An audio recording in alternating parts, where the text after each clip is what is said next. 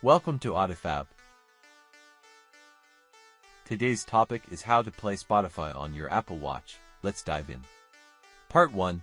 Listen to Spotify directly from Apple Watch. First, make sure you have these prerequisites.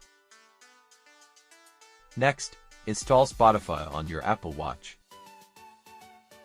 Now, open Spotify on your watch and start listening. Remember, Spotify free users need their iPhone to play music on Apple Watch. No premium account. Here's how everyone can play Spotify on Apple Watch. You'll need Audifab Spotify Music Converter. Launch Audifab Spotify Music Converter. Find a Spotify playlist you want. Then click to Add button. Pick the songs and click Add.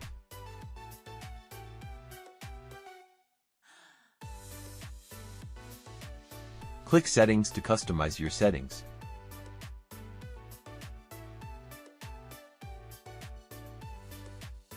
Tap Convert to start the process.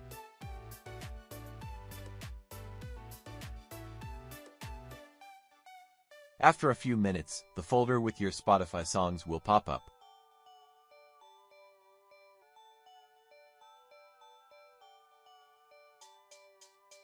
Check your music now.